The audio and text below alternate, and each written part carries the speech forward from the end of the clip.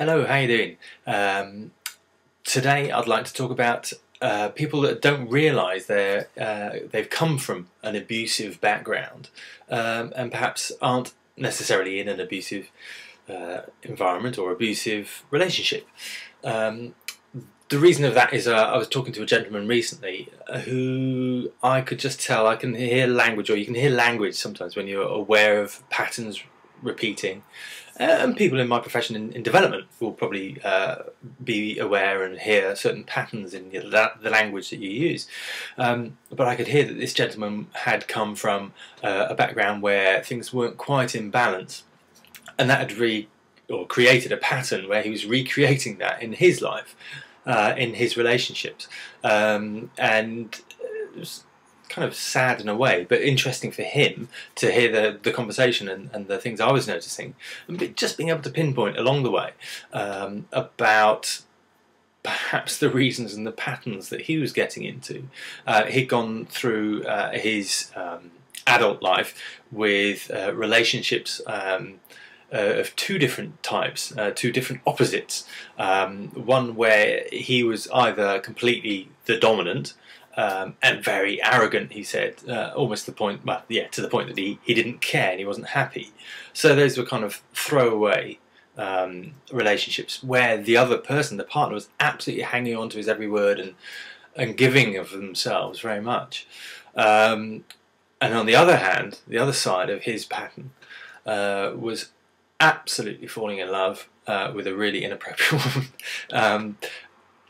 I'm laughing, but not, it's laughing at the irony of it. Pardon me, not the person or the situation, but guy on this side absolutely falling for somebody who wouldn't reciprocate his love, who wouldn't give the balance that of emotion that he wanted to give. So it was just the diametric opposite of what he was doing here. He gave everything and they took everything and gave nothing back. So he was stuck between a rock and a hard place in a way, and so were his partners. Very interesting to realise. Necessarily doesn't necessarily help you until you see the patterns. When you see the patterns, it's like, oh yeah, and he was going like this. Okay, so where does it come from? And unsurprisingly, his environment was very gentle, his home environment, but it wasn't balanced in terms of his mum and his dad. So he created out of that there's a middle ground somewhere here that is very unusual to him. He's never found it. He's always been here or here. So how do you find that?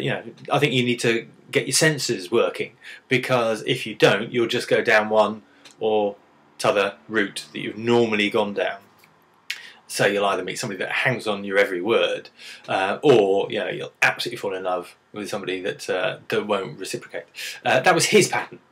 Everybody has a different pattern, of course, but I just thought it was interesting to share. It's not all about terrible situations and abusive situations. It can be very subtle, very just very subtle undercurrents that you don't even realise. Yet, if you look back, you see these patterns in your relationships, and you're not satisfied and you're not fulfilled. Why is that? So, for people that have are getting bored of their patterns in their relationships, maybe just look a little bit deeper, scratch under the surface, and think what would be a new position. And how can you create that?